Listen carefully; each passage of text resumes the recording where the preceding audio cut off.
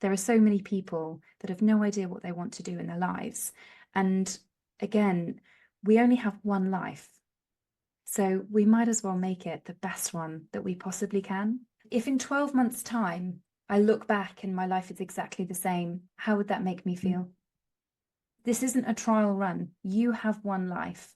And it's really important that you live it for you, not for other people, not for what society thinks and dictates that you should be doing or shouldn't be doing. To do something that excites you every day. We are about to embark on an immersive journey through the corridors of our minds. Stand by as we prepare for departure.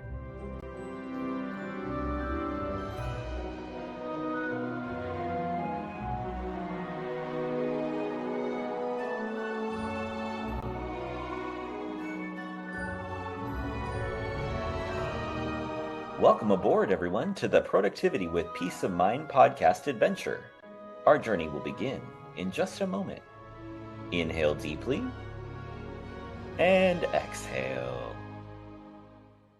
Our voyage takes us on a captivating tour, diving deep into the intricate layers of our thoughts and imagination. Brace yourselves for the complexities of our evolution. For a safe and enjoyable journey, stay seated. Secure your helmet and protective goggles, and keep hands, feet, and legs inside while the ride is moving. Now relax and enjoy.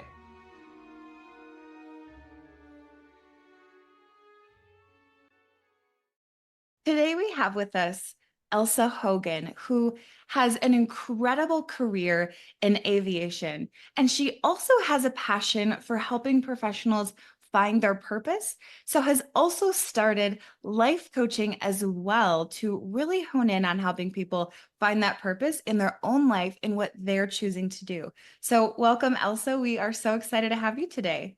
Thank you so much, Lindsay. I'm super excited to be with you. So I would love to know more about this career in aviation, because I think this is super interesting and not a lot of people, particularly, my audience, is very familiar with that. So tell us more about the aviation career. Yeah, of course. So when I was a little girl, I was absolutely so obsessed with aviation. And with my parents being engineers, I knew that I wanted to combine them both. I think I was one of the fortunate young people that actually knew what I wanted to do. All of my friends in school had no idea, so followed the traditional route of going into college and then university and then just finding a job. But I knew that I wanted to combine engineering and aviation. And I was also quite passionate about defence and being in the military. So I joined the British Army and followed something that I was really passionate about. What I've realized throughout my whole career is that that was actually really rare. And that there are lots of people, even now as I'm getting older, that there are lots of people around me that don't know what they want to do in their career, and that they've fallen into something that doesn't give them any joy or fulfillment. So when I finished my career in the British Army, I did 5 years. I moved into manufacturing organisation on the south coast of England, and we manufactured complex aircraft parts, which I absolutely love the process of how we manufacture things that then go into bigger things that then go in the air and almost defy all logic. It's really always intrigued me and inspired me.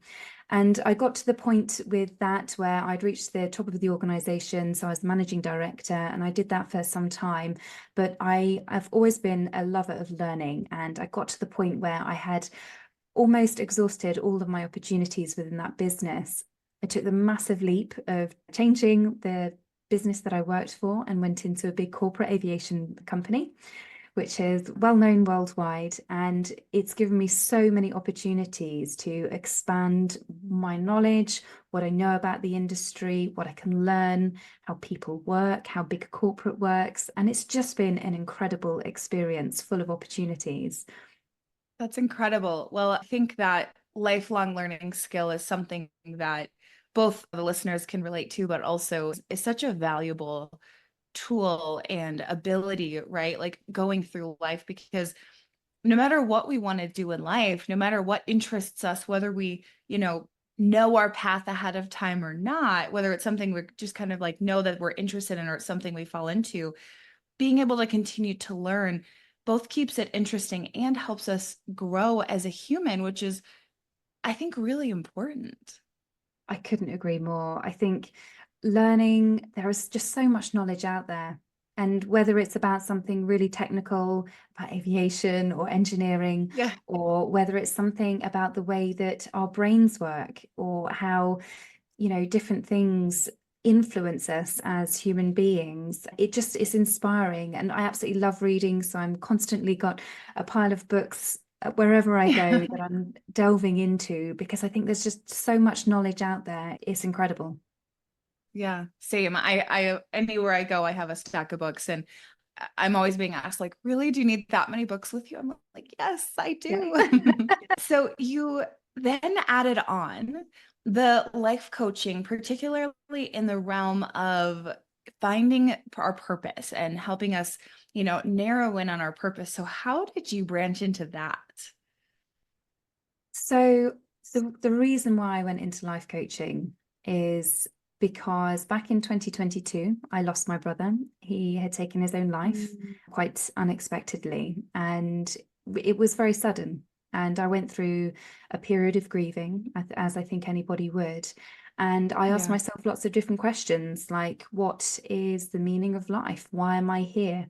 What is the point in it all? And when I did a lot of deep reflection with myself, I realized that the thing that I love the most is helping people. And throughout my whole career, I've coached and mentored people within business. And I found that when you're doing it within a business, it has to come from the business perspective, which is quite often can be quite corporate, quite career and sort of learning and development focused. Whereas I wanted to be more broad and life focused, because some people, they get stuck, and more often than not, they get stuck in their career, but there are lots of other things that can get them stuck. And that Yeah. fascinated me. So I started learning more about coaching and becoming a life coach. And I did lots of learning and wanted and realized that my passion is absolutely helping people. I wanted to combine the fact that I love what I do in my career. I love aviation, I love engineering, and I'm really fortunate. And I want other people to have that joy and excitement every day when they wake up, too. There are so many people that have no idea what they want to do in their lives. And again, we only have one life. So we might as well make it the best one that we possibly can. And sometimes people need help, and that's what I'm here for. Yeah.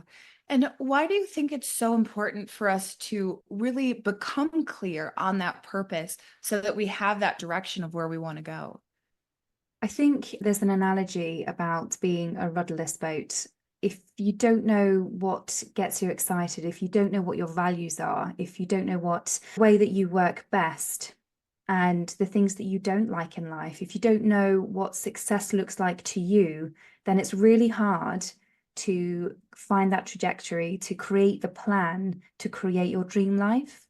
And that's when you have to go really deep internally to identify and figure out the answers to all of those questions. I think with the noise of today, people don't take the time to stop and to listen to the voice inside their head that's saying, why are you doing this? You hate doing this. What you love is doing that outside and spending time with people rather than being stuck in an office or, whatever it may be. I think we really need to slow down to figure out what success looks like. And in this day and age, with clever marketing campaigns and sales tactics, we're always told that we need the bigger house or the brand new car, and they cost so much money. It's just so expensive, which is stopping people from them maybe having the careers that they want and love, because they have to keep up with all of the costs of the stuff that they have. Until you can unburden yourself of that and figure out what you truly want on the inside and the life that you want, then it's really difficult to create that path and that plan and the strategy. Yeah, absolutely. And you touched on our inner voice. And I think that that's so, so critical. And I also have come to found, I don't know if you have found this, but the more we listen to that inner voice and to kind of those little nudges that we feel inside, the clearer and louder it gets. So I've noticed over the years, like the more I actually listen, because just to rewind, many, many years back, when I wouldn't listen, I feel like an avalanche would happen, kind of like forcing me in the direction of what I knew was coming. But as I started listening to that voice, it got easier and easier. And now it's become so much more clear for me as I've practiced that over the years. So I don't know if you've noticed the same for Yes, yourself. absolutely. Yeah.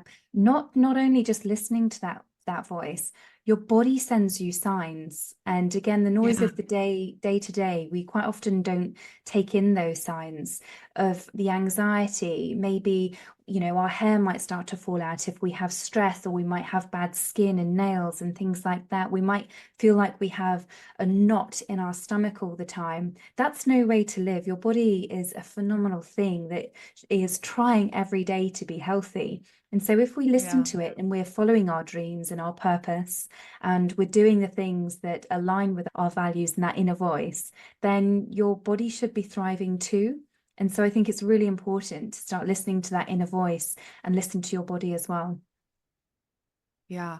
I love the call out for the body, because I know for myself, this year in particular, I had to really listen to my body because it got very loud, and I had to understand that even if, in our mind we feel like we can push through and like, oh, I can just like, mind over matter and push through and go a certain direction, or push too far or push in the wrong ways, the body will absolutely speak to you. And I can tell you, I ignored it for many years, like many years. This was the first year that I was like, okay, I'm listening. I surrender. Yeah, I think if you don't listen and you don't surrender and change your life, that's when chronic illness starts to set in. I don't want to say that they're irreversible, because again, it's mind over matter. I think Yeah. it's really important that we listen to our bodies. Yes, absolutely. I couldn't agree more. And I know you have a couple of steps. I think it's a step 1 and 2 for those strategies. So can you walk us through those steps on how we can start finding some clarity around our own path? Absolutely. It's actually 3 steps. And the first step is audit. Now, coming from an aviation career, there's something that we have to do to ensure that we are doing what we say we should be doing. And that's Yeah. audit. We Okay. consistently go through audit. So that's step 1, audit. Step 2 is blue sky or big thinking. And I think it's really important to understand the big picture. You take away all those constraints. What does that big picture look like? And then step 3 Yeah. is strategy. And what I learned, and the reason why Okay. I've identified these 3 steps, is because all successful businesses have these 3 steps. And what I know best is successful business. I love business. It's what I've got my master's in. It's what I've done for a very long time now. Is business is another passion of mine. And so when I got to that stage where I was like, oh, do I change my career? What do I love? What do I do? What's the meaning of life? I reflected on what I know in those 3 steps, and I thought, well, maybe I could try that in my personal life. And I invested in some amazing training, and that really sort of solidified the fact that these 3 steps are really important. So transitioning that from the business perspective into a personal perspective, step 1, audit. Where are you at now? We can use tools such as the Wheel of Life to really check out my website on the resources page at elsahogan.com/resources, where you can see where you're at right now. So the Wheel of Life is a very simple tool where you score around 8 aspects of your life, from relationship to career, your health, your relationships with your friends and family, and you score them on a scale between 0 and 10. And it really identifies, when you've gone round this, the areas on your life that aren't serving you. But you have to ask yourself, what does a 10 look like? And so getting really clear on where you are at now in the audit stage is listening to your voice, your inner voice, listening to your body, understanding yourself where you are at today. Step 2 is about big sky thinking or blue sky thinking. And with step 2, I think, again, we have all of the noise. We have what our parents taught us, we have what our friends think, and society tells us. But if you close out that noise and you listen to that little voice inside your head that says, do you know what? I really don't want to work for a big corporate. What I'd really like to do is run my own business. Or maybe it's, I don't want to be stuck in an office. I'd really like to do something outside with nature or with people. If you start listening to what your dreams may look like and shut out the noise of what everyone else's thoughts about them are, then you start building a picture of what your dream life could be. And what I would challenge anybody is to times that by 10. So always think big, because what we've learned over the years is that we're not good enough, we're not smart enough, we're not clever enough, we'll never make it. Whatever we think that we can do, we won't be able to. You know, somebody said, oh, that's a stupid idea. Whereas that might be your absolute, inspiring vision and dream for your future. So this is what I mean, shut out what everyone else is saying for a moment and then write down. I'm a massive fan of journaling. Write down what your dream life would look like. So that's big thinking. Times it by 10. Think as big as you can go. And then step 3 is strategy. And this is my favorite part, because it's creating a plan to get from where you are today to where you want to be. And my favorite thing about that is the fact that you don't need to know every single step. You just need to know the next logical one.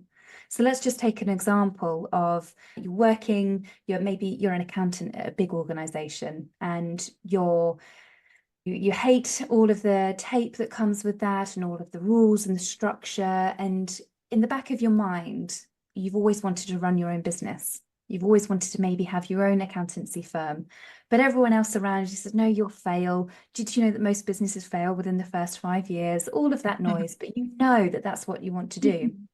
Yeah. Then you think, okay, well, what do I need to be able to do? What's the next step? Well, maybe I'll reach out to a mentor or somebody that I know that's already got an accountancy firm themselves.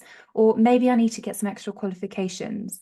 Maybe I'll reach out to a local business and spend some time maybe volunteering with them to get some experience, hands-on experience in what it's like to run a small business. And there are these little things that you can do before committing fully to making a huge career change, and to test the water as to whether you think you really will. Because you might test it out and think, oh, actually, no, I really don't like this. I like the security of a big business, or I like having lots of people around me. And I think going for that step 3, the strategy, that's where you start to explore so many different options. And the world is a big place. There are so many different things that we can do. And one thing I like to take some of my clients, and a question I like to ask is, what did you want to be when you were a child? What was that thing? Was it an astronaut, or was it a firefighter, or, whatever it was? And why was that? And what stopped you from following that dream? And things change. I totally appreciate things change. But we also start finding new passions in new ways and new things that inspire us. And there's nothing that's stopping us from achieving that other than ourselves. So that's why having a strategy, having a plan, having objectives, breaking those down into achievable but stretching objectives. Maybe that's each year. I personally set 3 personal and 3 professional objectives each year. I have a focus on my overall year, what I'm going to focus, what I name that year.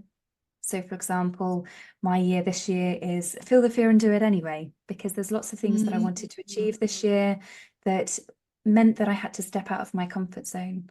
And it's very easy to think that when you're in a moment of excitement and you're like, yeah, I'm going to do this, you may not feel that in a few weeks' time when you've got kids pulling on you saying, mummy, mummy, mummy, or you've got other people asking things of you, and then you've got new targets that you need to achieve in your day job. It's really, really important to have that clarity about what you're going after so you're inspired. And there are other things that we can do as well to maintain that level of excitement and keep focused on our career and objectives. Okay, I love these steps. Like these are so good. Like I'm a huge fan of structure, and I think like having that structure for more peace of mind in order to reach what we want is so, so, so important.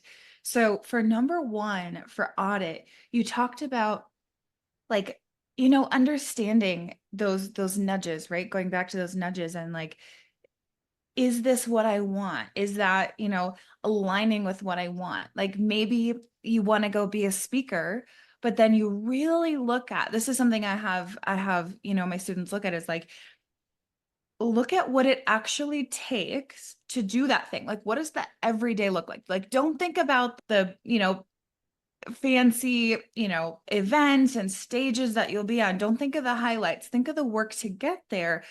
You're practicing speaking, you're writing, you're right. Like those are the steps that it takes to get there. That's what the everyday life looks like. Is that what you want to do? Is that what you want to live into? And if not, how can you take that dream and shift it to something that really fits and matches, what you want that everyday life to look like? Like you gave some really good examples of like, sitting in an office, or I want to be around my family, or like, I think it's really important too to look at like what you want your lifestyle to look like and then build kind of that professional path around that. Absolutely, yes. And I think some people feel trapped in their professional career. I think some people have Yeah. committed, lots of money, lots of time, and lots of energy to Yeah. get where they are today, to realize that maybe they don't like where they are today. But it's really Mhm. okay, I think, to pivot. If you're not Yeah. prepared to pivot and you think, no, actually, no, I Yeah. really need to stay here, there are some other things that we can do. And I think that's having a goal that is bigger than your career. And for me, for Yeah. example, whilst I'm very fortunate, I love my career, I love coaching, my goal is financial freedom. So everything that Mhm. I do is contributing to that. So the harder I work, the sooner then I'll get to that point of financial freedom. And that's given me another goal. That's a goal that's bigger than my career to aim for. And so it doesn't Yeah. necessarily have to be directly tied to the thing that you're doing today as a job or a career. Yeah. Yeah. I like that. And you said the harder I work, and I want to just kind of pull that out of that sentence a little bit for a second, because I think it's also important to note that it's not necessarily always about just working hard and grinding and pushing ourselves. I think more so what that might look like is like the more committed you are, right? The more like resilient you are, and the more on top of that goal you are to reach there, not necessarily that you were just like working hard and like grinding and pushing Yeah. yourself beyond limits. Would that be correct? Oh, absolutely. And a word that we use quite a lot is engagement. So perhaps the more engaged I Mm. am at work and the more I'm able to Yes. deliver, and the more committed I am to the people that I work with, who are all amazing. And I think Mm. it's about working smart as well as hard, and it's about the engagement. Yes. Yeah, you're Yeah, absolutely. I love that. Okay. And then the thing I was thinking about when you were talking about step two was you said 10 exit, which can feel daunting, right? You're like, whoa, times 10? Like, that's a big goal, right? But a really good example, and this is such good timing because I was on a call yesterday with my editor for my book, and we were talking about, I wrote it, I restructured it. Now we're kind of in like that rewrite and editing phase. And so we were talking about where it's going, and I've taken a lot out of the book, and I'm like, oh, what do I do with the rest of that content? Because it's still really good.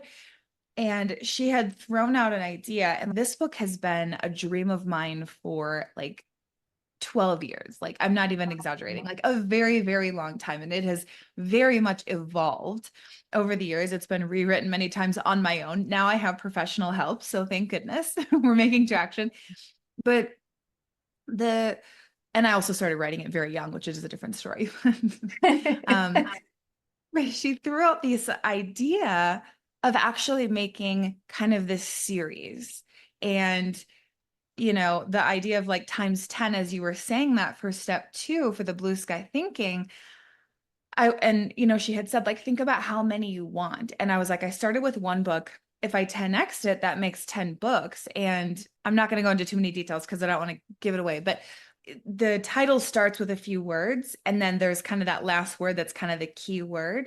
And so we talked about making multiple books of different topics, kind of in the realm of what I'm doing, starting with those same few words and then just switching out that last keyword at the end and making it. So then when you were saying times it by 10, I'm like, oh, okay, perfect. I'll do 10 books. Love that. That's so amazing. And I'm so happy for you that you're finding that clarity about what you want to do with your books, and super excited. I can't wait to read them. Yes, thank you. Thank you. It's been an absolute project of love, and I've put everything that I've experienced into it. And I want to, also part of that series is like making it a little bit more digestible and easy to consume. And like, it's broken down. I'm super excited about that. And the first one should be released next year. So I'm super, super excited. Oh, that's But incredible. anyways, the steps 1 through 3 that you shared with us are super incredible. And I think, for anyone listening to really take those steps, audit, blue sky thinking, and then strategy, like take that into your life and apply it. And it might feel silly, like, oh, should I really do this for my personal life? But really do this. Like, even if you have to pause the audio or, park the car and write these down or tag this episode and come back to it, because I think that the dividends you'll see because of that will really surprise you and will be really cool. Absolutely. And honestly, my life has transformed since I've got this clarity, since I have my strategy. And I actually write that down each year. I come back to my document, which is my life strategy. I have my sort of biggest visions and goals written in there, and it gets me really excited and it Yeah. keeps me going throughout the year. And as I sort of alluded to earlier, there are other things that we can do to keep that level of excitement so you can keep focused and moving forward one step at a time. You don't have to achieve your 10 books in one go, right? You write one book at a Yeah. time, and then you learn, Yeah. and then you iterate, and then you release your next book and you learn. And that's exactly the same with strategy. You put it down on paper and you identify some goals and things that you can do now, this year. And then in 12 months' time, you'll be a different person. And then you may adapt and you'll write your next year's goals. And then you'll keep doing that and you'll keep learning so much about yourself. But what I think a question that I asked myself many years ago when I was committing a lot of money to learning, and I said to myself that if in 12 months' time I look back and my life is exactly the same, how would that make me feel? And then I spent the money because I absolutely wanted to develop and to enhance my life. And I absolutely love it. And I must admit, the structure's not for everyone, but having the details and the steps laid out gives me clarity to move forward and make progress. Absolutely. And we also talked about a little bit in planning for this episode, this idea of living consciously, which is kind of that intention piece. How does that then contribute to that clarity and achieving some of those goals that we're setting for ourselves? I know a lot of people that have got to later stages of their careers and their lives, and they always use the term, oh, I wish. I wish I did Mm, this. I wish I did that. yeah. And whilst it may be too late for them, maybe it's not. I think living consciously and purposefully gives you, I think, the responsibility to live your best life. Yeah. And I'll come back to the fact that you have one life. This isn't a trial run. You have one life. And it's really important that you live it for you, not for other people, not for what society thinks and dictates that you should be doing or shouldn't be doing. Do something that excites you every day. And I think that's when it comes back to understanding what that means for you and living consciously. You should absolutely love your life. There is no reason why you shouldn't. I want to say that I think it's never too late.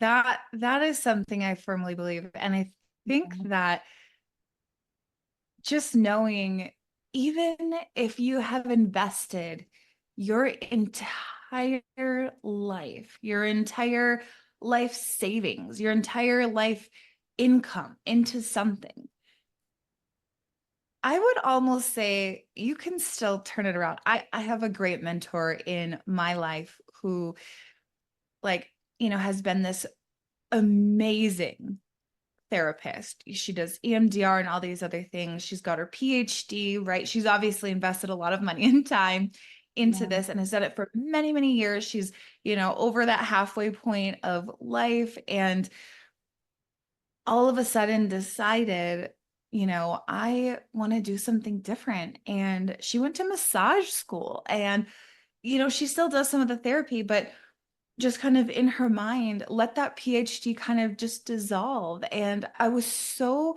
in awe by her and her willingness to just keep learning without that attachment, without that idea of, or the rigidity even of, I have to stay where I am. I'm stuck here. Like, I mean, she's not in her 70s, she's in her 50s, but even if you're in your 70s, 80s, 90s, like if you have, you said the word earlier, excitement. If you have the excitement for something, I say go for it.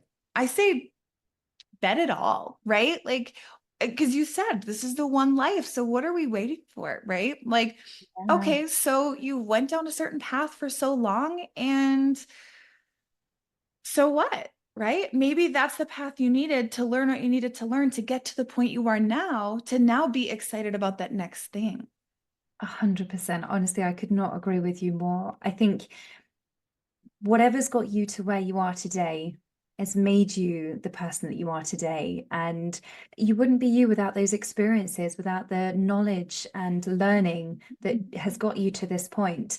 And you can leverage that into whatever you go into next. And there will undoubtedly be loads of soft skills and more formal skills, hard skills that you've learned over the years as well, that you can use to your advantage.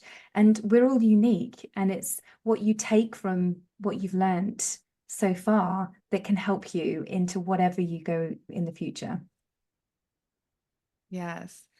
And, on this idea of excitement, I love that you use that word. And I literally got excited in my body when we were talking about that, because, and then I was also reflecting on, as you were talking, like at what point do I get that kind of excitement? And I think excitement is almost like our fuel, right, on this journey. Yeah. And I think for me, it's when I get a new idea, the excitement is like, it's like that car revving up, like, right, the engine's ready to go.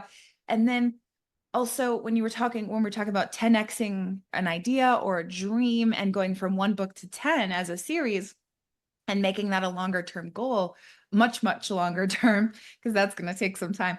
But that continued clarity is also that next rev, that next, like purr of the engine of like excitement and energy and fuel of like filling that gas tank, revving the engine, we're ready to go.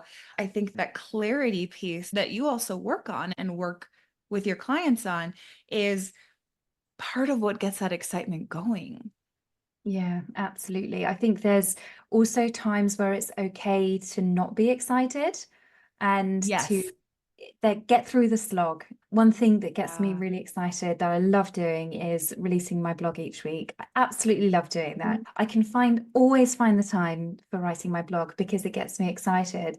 But the social media aspect of it doesn't always get me excited. So I have to go through the slog to be able to get to this point of excitement because, I have this plan, I have targets that I want to achieve because I know that if I do better in that space, then I help more people. And that gets me excited. But I have to get through the things that are not necessarily exciting. And I think there's a few things that we can do there too. Because one of the things that I've learned over the years is to understand myself and the way that I work best.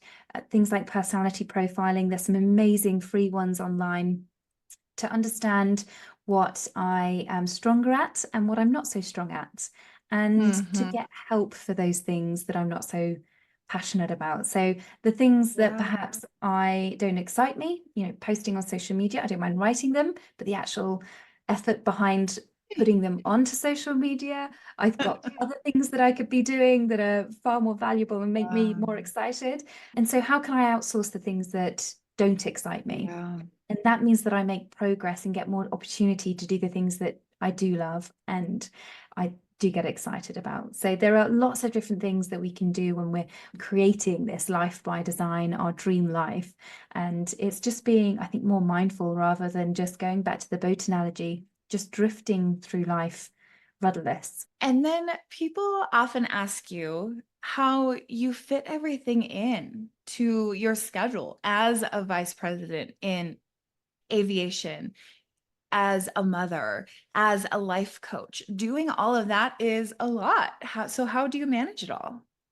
I think that's the perfect example is the one that I've just used about getting help. And there are tasks that I can outsource and it doesn't cost the world. You know, I'll save a bit of money here and spend a bit of money there on the things that are really important to me. I think being very intentional with my time. So, for example, Yes. I don't spend time scrolling through social media or watching very much TV. And Yeah. the time that I do have, I'm in the moment. So when I'm at work in my corporate role, I'm very present in that moment.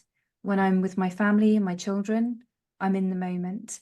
And then when I dedicate time for life coaching, I'm 100% in the moment there as well. And I've found over the years that I work best in the mornings. I'm not really an evening person. I think because I use my brain throughout the day that I get to about 8 o'clock and it doesn't want to work from then. So I utilize the best moments of my time. I get up a bit earlier to do some writing. I sit in bed and do some writing. And I love that. And then, you know, when I'm focusing on my family, they get all my attention. I may do a bit if I'm traveling. I might do some more writing or, you know, prepare some materials then. I try and be really intentional with my time. And that's how I fit it in because it's really important for me. And I think a few years ago, I would have done a lot more.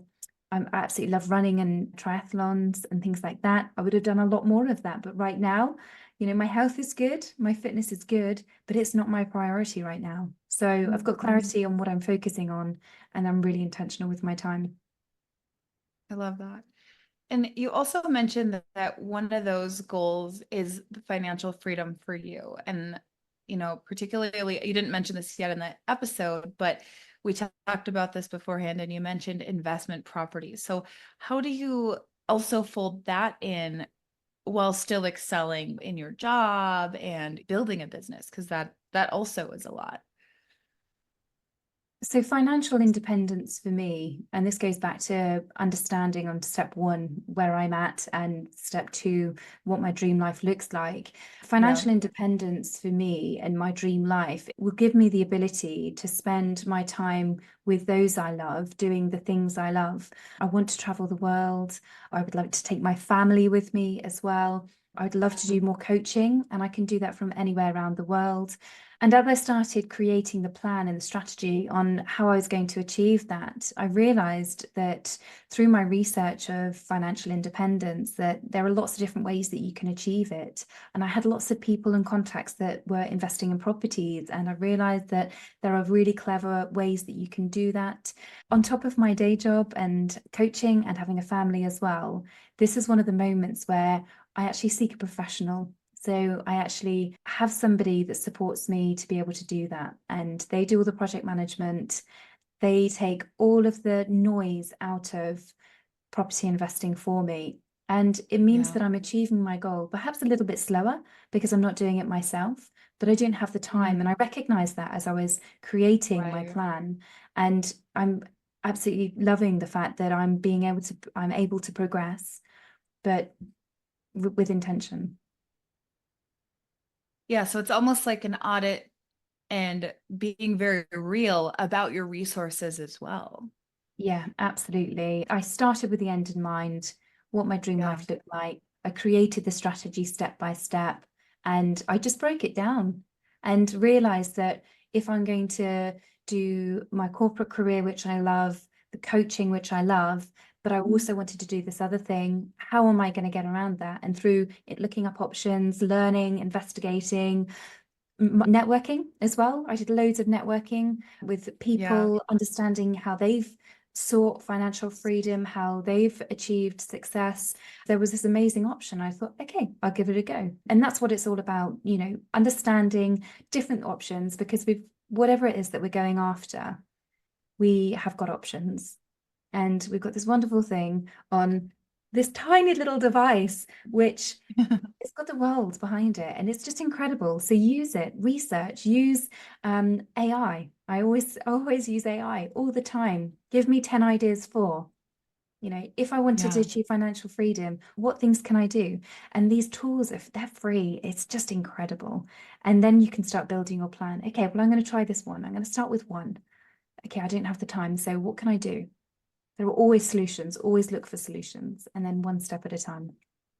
Yeah. And I love this idea of like learning from others who've gone before you, because we don't always need to reinvent the wheel. Sometimes there's a path built for us. And then, you know, there's always parts of the trail we'll trudge on our own, right? But there's also parts that could be a lot easier or save us time so that we can do more if we just learn from those who've gone before us.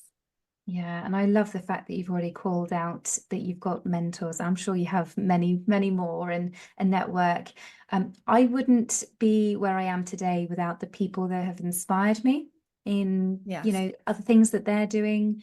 I have a wonderful group of women who are my accountability pod.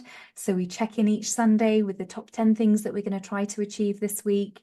We make sure that we're all moving forwards, always moving forwards, not stagnating. We all have very different businesses, very different, but we're all there Yes. passionate to support each other.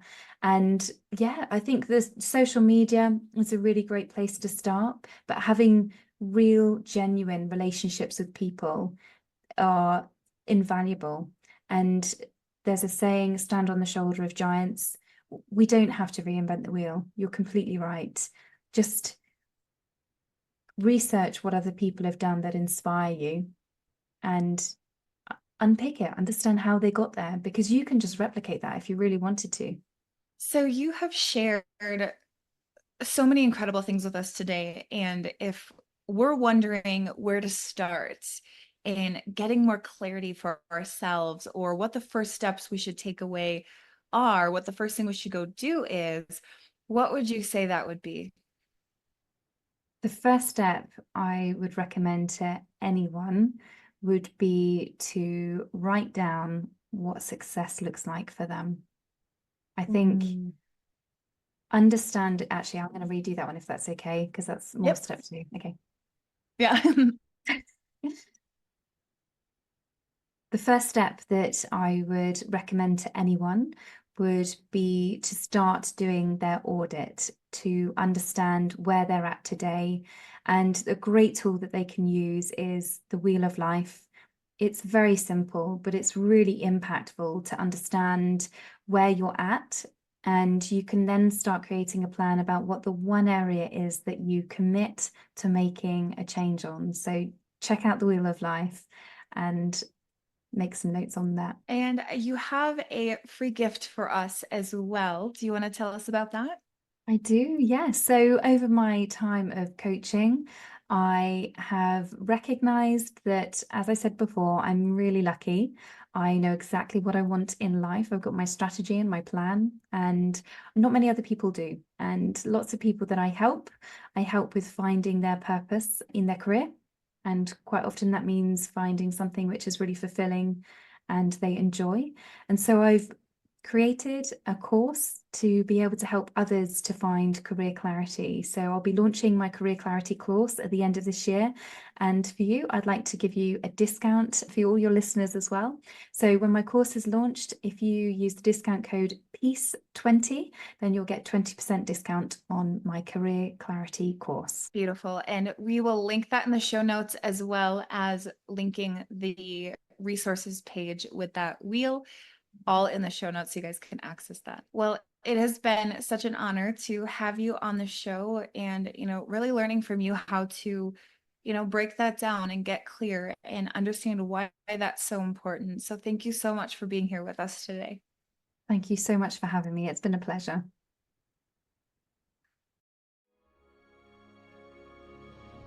Thank you for braving the inside of your mind with me. The better we understand ourselves, the more deeply we understand the world, and as our awareness grows, life just gets better and better. If you've enjoyed this episode, please take a moment to leave a review and share this with anyone else you think could benefit from listening. A quick reminder that the content shared in this podcast is for informational purposes only. I am not a licensed therapist, and the discussions here are not a substitute for professional advice. If you're dealing with a specific issue or need personalized guidance, please consult with a qualified professional. Your well-being is important, and this podcast is simply a platform for sharing insights and experiences. I appreciate you spending this time with me. Until next time.